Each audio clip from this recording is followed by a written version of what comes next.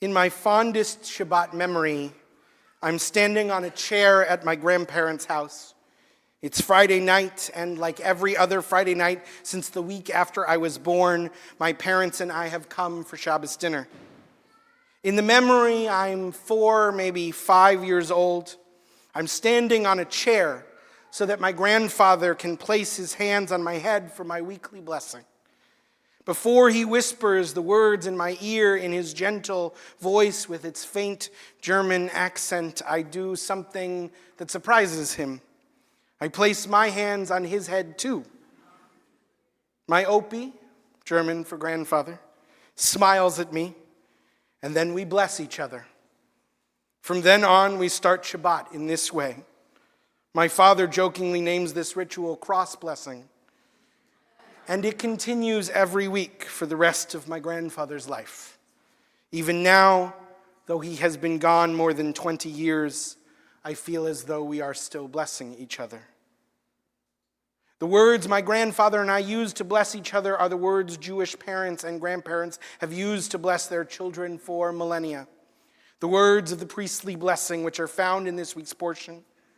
In Parshat Naso, we read, "The Eternal spoke to Moses, speak to Aaron and his sons, thus shall you bless the people of Israel. Say to them, Yivarechecha Adonai v'yishmerecha, may God bless and protect you.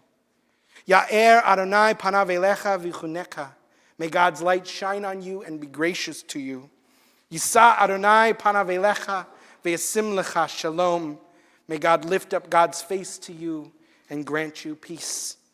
Thus they shall link my name with the people of Israel, and I myself will bless them."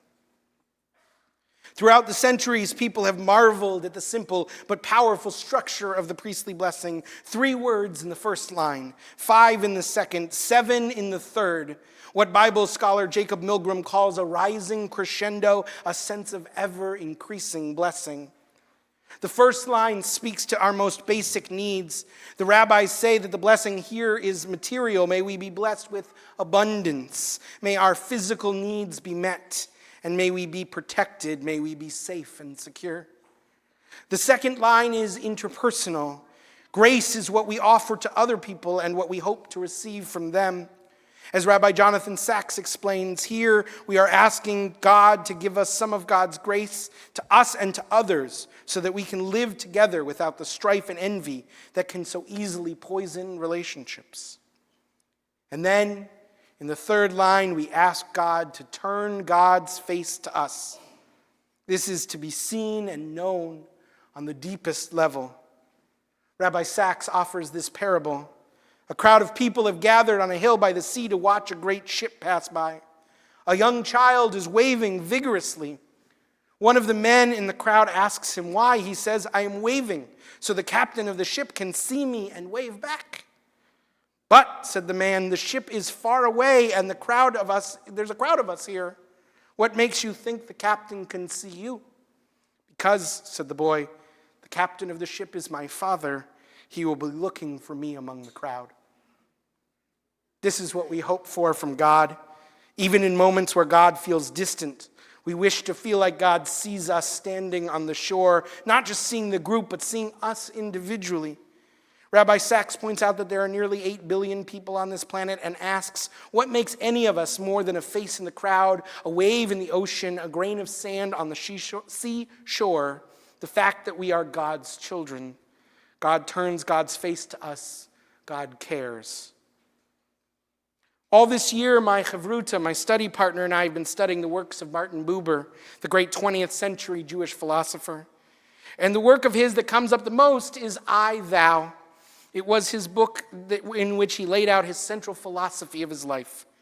There are 2 types of interactions. The first is I, it.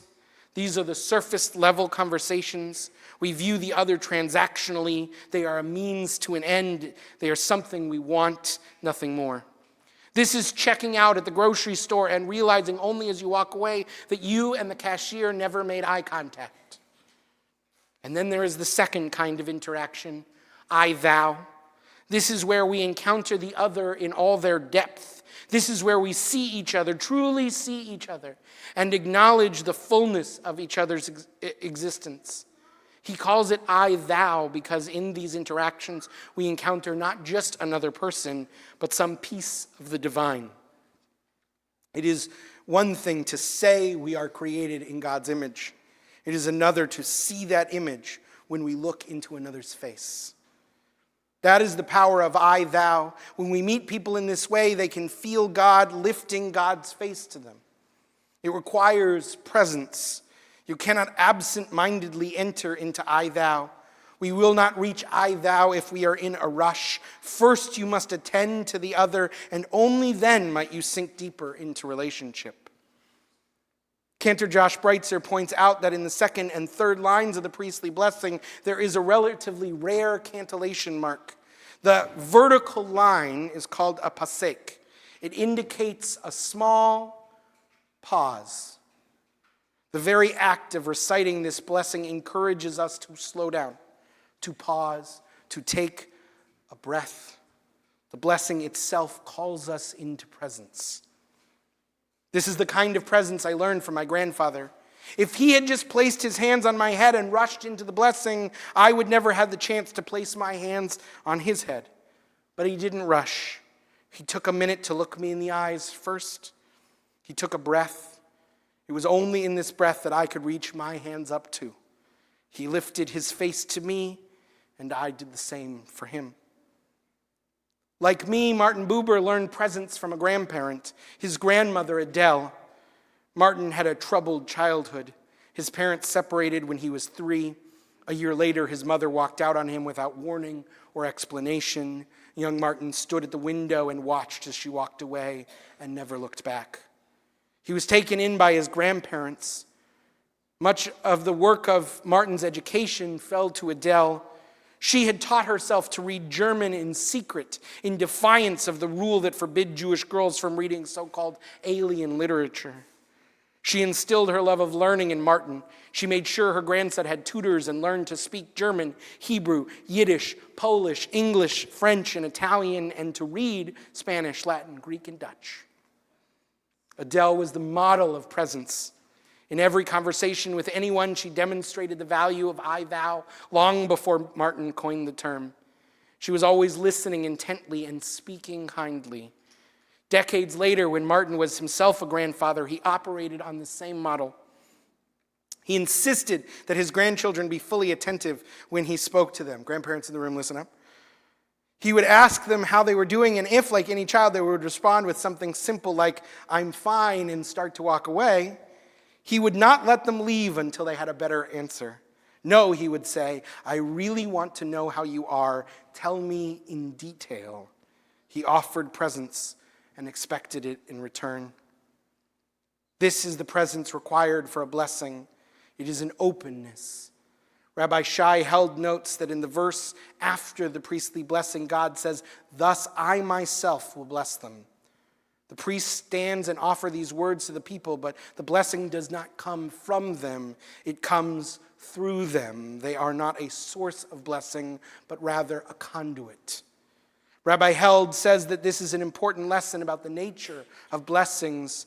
We are not sources, but channels of blessing. We do not create the goodness we bestow, but rather pass it on. A good parent knows that the love he showers upon his child is not ultimately something he himself made. That love itself is a manifestation of divine grace. The parent's task is not to manufacture love, but to pass it on. A blessing is, by its nature, an act of love. The Talmud states that before the priests would recite this blessing over the people, they would first offer a blessing of their own. They would say, blessed are you, eternal our God, ruler of the universe, who imbued us with the sanctity of Aaron and commanded us to bless God's people with love. This is the only blessing for a commandment that says we must do it with love. We're supposed to do all commandments with a full heart, but only here is there an explicit instruction to love. The Zohar teaches that a priest who does not love the people, or a priest who is not loved by the people, may not bless. As Rabbi Sachs explains, we can only bless what we love. In blessing, we express our love for each other, and in blessings, we are conduits for divine love. So on this Shabbat of Naso, this Shabbat of many, many blessings, may we be sources of blessing for each other. May we be like my Opie and me, with our hands on each other's head in a continuous state of mutual acknowledgement and affirmation. To be blessings, let us pause. To be blessings, let us be called into presence. To be blessings, let us be open enough that God's light can shine through us. To be blessings, may our actions be expressions of divine love. To be blessings, may we lift our faces to one another and look into each other's eyes. And when we do, may we feel the face of God lifting to greet us, to see us in our fullness. And in that way, may we know abundance, may we know grace, may we know peace. Shabbat shalom.